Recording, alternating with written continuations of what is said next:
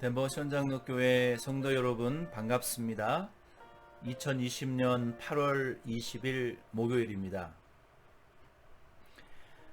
2주간의 방학을 마치고 제가 영상으로 굿모닝 자이언 덴버 여러분에게 인사드리고 다시 시작하게 되어서 여러분 너무 반갑고 이사야 말씀을 시작으로 저와 여러분들이 이제 2020년 후반기를 말씀의 진리로 우리의 인격을 무장하고 변화시키고 우리의 삶에 복음의 열매들이 나타나는 그러한 수확의 풍성함을 누리는 2020년 후반기가 되기를 바랍니다.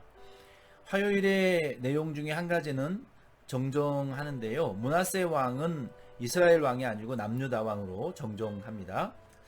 오늘은 이사야 1장 말씀을 통해서 유다 심판의 변증, 변론에 대한 말씀을 좀 나누면서 함께 은혜 받기를 원합니다. 이 변론이라든지 변증 같은 경우는 일종의 어떤 재판의 과정과 좀 비슷한 면이 있습니다. 변호사들이 판사들이 있고 또 뭐 변호사들 검사들이 있고 죄인과 또 많은 그 피고인들이 있고 또 증인들도 있는 이런 상황 속에서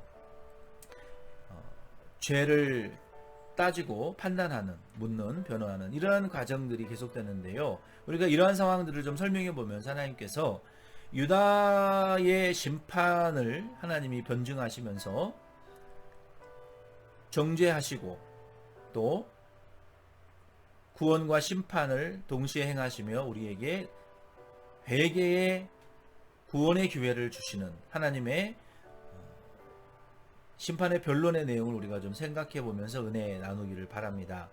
먼저 1장 1절로 15절 말씀해 보면은요. 당시에 이 유다 백성들의 상태가 어떠했냐면 마치 자녀를 정말 지극정성으로 사랑해서 양육한 부모가 있는데 그 자녀가 커서 하나님 이 아버지를 거역하고 배반하고 제일 멀리하는 그러한 상황과 같이 하나님이 이스라엘 백성들을 구원하셨음에도 불구하고 영적인 아버지로 구원했음에도 불구하고 이스라엘 백성들이 배은망덕해서 하나님을 떠나서 다른 나라와 이방 왕과 세력을 의존하고 하나님을 대적하고 배반하는 이러한 상태에 처해 있었습니다. 그리고 이것이 국가 전체적인 상태였고요. 종교 지도자들은 어떠했냐면 하나님이 그들을 뭐라고 호칭을 부르시냐면 소돔과 고모라의 관원들이라고 10절에 그들을 부르십니다. 왜 그랬을까요? 그들이 그만큼 먹고 마시고 시집가고 장가가고 사고 팔고 음란한 상태, 영적으로 혼합주의, 세속주의, 정치화되어져 버리고 타락하고 부패해져 버린 그런 이 종교 지도자들의 상태와 아버지를 대적하고 다른 대상을 하나님처럼 섬기는 이러한 이스라엘 민족의 전체적인 부패와 영적인 상태를 하나님이 지금 진단하시고 정죄하시는 말씀이 1절로 10절, 15절 말씀에 기록되어져 있습니다. 하나님이 이들의 드리는 이 제사가 견디기 어려운 제사였고요. 왜 견디기 어려우셨을까요? 형식적이고 의식적으로 그리고 정치 세력화되어져 버린 교회. 이사야 때에는 바벨론 왕국을 하나님처럼 섬기고 왕을 의존하고 그들의 세력을 하나님의 말씀보다도 더 두려워했었던 것이 사실입니다. 그들에게 뇌물을 받고 그들의 권력을 하나님처럼 의존했던 이 종교 지도자들의 상태는 정치와 세속화, 사리사욕을 채우는 그리고 부정부패가 가득하고 하나님의 율법의 말씀과 공평과 정의와 진리와 기쁨이 충만한 것이 아니라 세상 나라의 왕과 왕의 말과 세상 나라의 권력과 부정부패와 죄악이 가득한 장소로 변질되어져 버리고 타락되어져 버렸다는 것이 그들의 상태였습니다. 그래서 하나님은 그들이 드리는 수많은 희생의 이 짐승의 희생 제물에 피를 하나님이 싫어하셨고 짐처럼 수고스러워하셨고 손으로 행하는 모든 더러운 죄악들을 피를 흘리면서 행하는 이 죄를 묻힌 제사와 기도를 하나님이 분향을 받으실 수 없고 들으시고 응답하실 수 없는 상태라고 짐지고 탄식하는 것처럼 역겨워하셨고 힘들어 하셨습니다. 오늘날도 마찬가지예요. 한국의 상황을 지금 보면 코로나가 잡히고 그리고 안정되어져 가는 상황 가운데에서 한 사람의 잘못된 그 목회자의 말과 행동으로 하나님의 이름의 인격을 모독을 시키고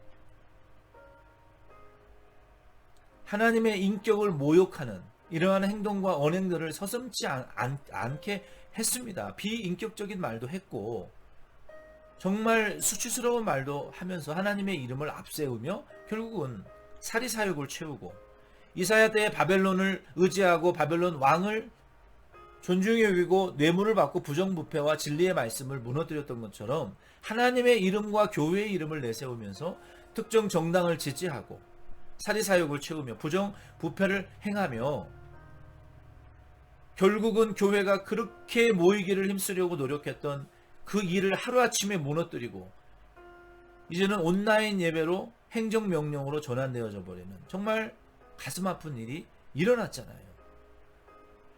이와 같이 교회는 세속과 정치와 사리사욕을 채우는 기관으로 변질된 것을 우리는 회개해야 되겠습니다.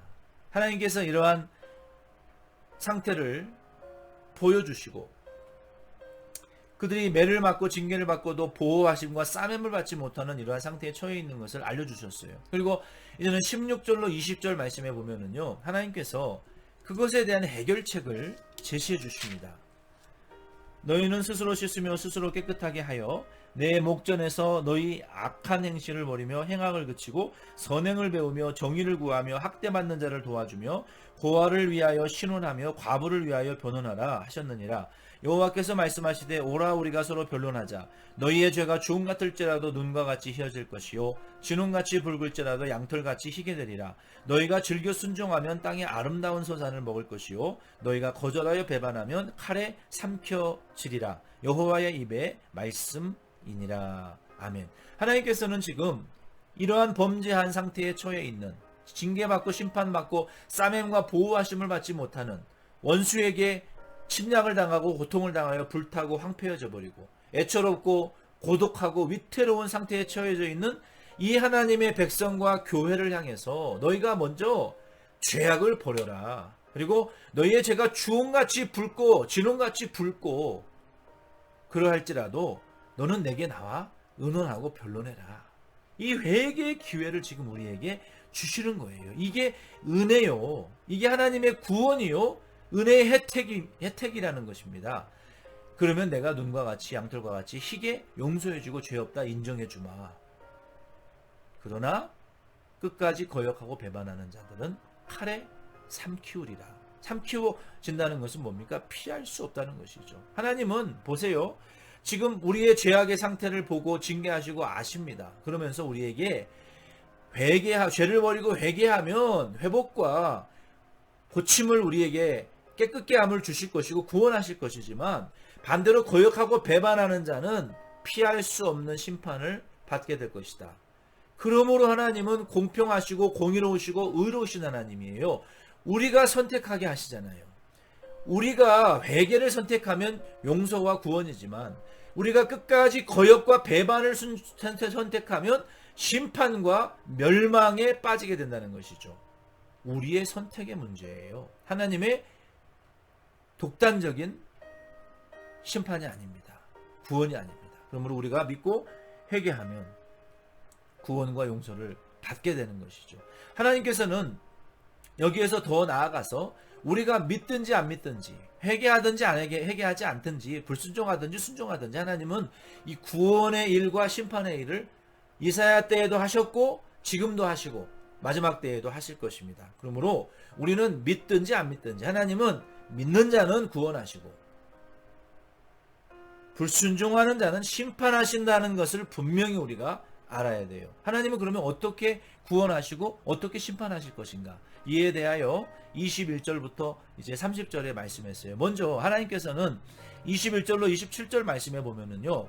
하나님께서 회개하고 순종하는 자들을 통해서 하나님이 원래는 순은이었고 물이 섞이지 않은 순수한 안전한 포도주였지만 이와 같이 타락해져 버린 찌꺼기가 섞이고 물이 섞인 포도주와 같은 이스라엘 민족의 지도자들과 이 이스라엘 민족들을 유다 왕국을 하나님이 유다를 손을 흔들어서 잿물을 부어서 즉 원수의 대적의 핍박과 고난과 하나님의 징계와 심판을 통해서 우리를 혼합물들을 제거할 것이고 또 하나님의 손을 흔드셔서 찌꺼기를 제거하시고 원래대로 공평과 정의와 진리와 은혜가 충만한 교회와 나라로 회복시키시겠다고 그리고 26절에 처음과 같이 본래와 같이 하나님이 회복시키실 것이라고 말씀하셨어요. 그러므로 오늘 이 말씀을 통해서 저와 여러분도 우리가 죄를 짓고 징계하고 하나님으로부터 버림받고 싸매임과 보호하심을 받지 못하는 상태에 처했을지라도 우리는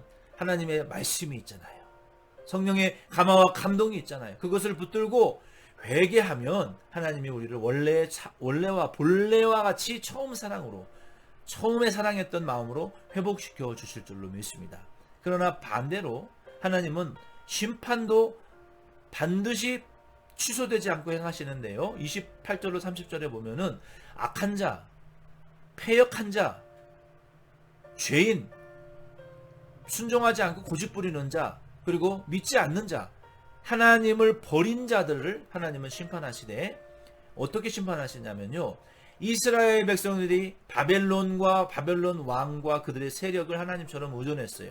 마치 상수리 나무와 같이. 상수리 나무는 뿌리가 깊고 크고 높은 튼튼한 나무잖아요.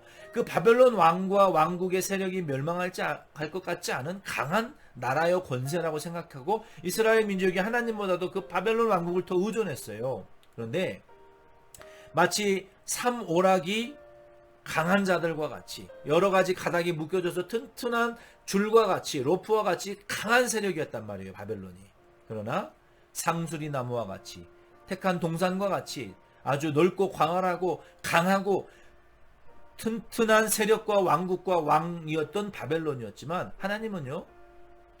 하나님을 버린 자, 패역한 자, 죄인과 같은 자들을 멸망하시고 징계하실 때 그들을 먼저 불태워서 심판하신다 그랬어요. 그러므로 저와 여러분도 우리 교회는요. 그리스도인들은 어떠한 강한 세력을 의존해서는 안 되고 오직 하나님만 의지하고 하나님이 우리의 아버지이신 것과 우리의 죄를 용서해 주시는 구주이신 것과 우리를 양육하시는 분이신 것을 우리가 믿고 하나님만을 전심으로 의지하고 의존해서 우리가 징계받고 범죄했을 때라도 회개하고 다시 본래의 사랑과 은혜를 속히 회복하고 하나님의 보호하심과 싸매임을 받는 저와 여러분 꼭 될 수 있기를 바랍니다. 기도드리겠습니다. 하나님 아버지, 우리는 이스라엘 민족과 같이 유다 백성들과 같이 상수리 나무와 강한 사모라기 줄과 같고 택한 동산과 같은 하나님 외에 다른 신과 세력을 의존하지 않게 하여 주시고 혹 범죄하고 징계받고 보호하심과 싸매임을 받지 못한 상태에 처해 있을지라도 우리는 하나님의 말씀을 의지하여 예수 그리스도께서 죽으셨다가 부활하심으로 완성하신 복음을 저희들이 의지하여 성령의 도우심을 따라 회개하고 용서받고 처음 사랑과 은혜들을 속히 회복하는 덴버시온 장로 교회와 모든 우리 성도들 되도록 가정과 그러한 환경으로 변화되어질 수 있도록 또 열매 맺을 수 있도록 오늘 하루도 은혜를 베풀어 주옵소서. 예수님의 이름으로 기도드립니다. 아멘. 여러분 수고 많으셨습니다. 내일 만나요.